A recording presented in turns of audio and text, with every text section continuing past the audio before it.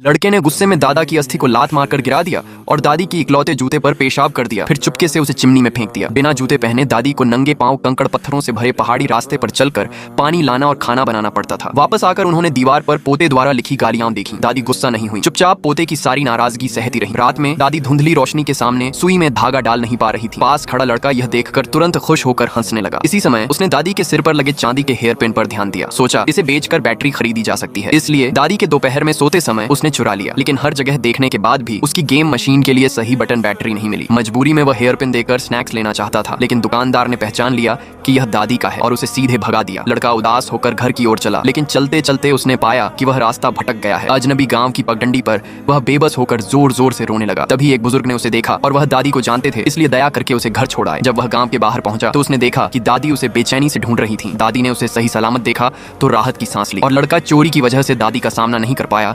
चुपचाप सिर झुकाकर खड़ा रहा और कुछ नहीं बोला। हेयर पिन चुराने की बात सोचकर उसके दिल में थोड़ा अपराध बोध आया। वह दादी की आंखों में देखने की हिम्मत नहीं कर पाया। चुपचाप सिर झुकाकर घर की ओर चल दिया। गेम मशीन न होने के बाद लड़के की जिंदगी उबाऊ हो गई। दादी ने उसे खाने के लिए बुलाया, लेकिन उसका मन नहीं था, इसलिए दादी ने इशारों में पूछा कि वह क्या खाना चाहता है। यह सुनते ही लड़का उत्साहित हो गया। उसने KFC का पोस्टर निकाला और उसमें बने फ्राइड चिकन की ओर इशारा करके कहा कि उसे यही खाना है। दादी को समझाने के लिए उसने मुर्गे की आवाज निकाली और पंख फड़फड़ाने की नकल की। दादी को फ्राइड चिकन क्या होता है यह समझ नहीं आया। उन्हें बस लगा कि पोता चिकन खाना चाहता है, इसलिए दादी अपनी मेहनत से जमा किए हुए पैसे लेकर पहाड़ से नीचे चिकन खरीदने निकल गई। लड़के को लगा कि दादी उसके साथ अच्छा व्यवहार करती है। जब भी वह कुछ खाना चाहता है दादी उसके लिए नीचे जाकर खरीद कर लाती है, इसलिए उसने तय किया कि वह दादी को माफ कर देगा कि उन्होंने उसे पैसे नहीं दिए। उसने दीवार पर लिखी गालियां मिटा दी और उम्मीद के साथ सो गया। लेकिन उसे यह नहीं पता था कि बाहर तेज बारिश हो रही थी। चिकन खरीद कर लौटती हुई दादी कीचड़ भरे और फिसलन वाले पहाड़ी रास्ते पर मुश्किल से चल रही थी। काफी समय बाद पूरी तरह भीगी हुई दादी घर पहुंची, लेकिन उन्होंने सबसे पहले कपड़े नहीं बदले, बल्कि पोते को ठंड से बचाने के लिए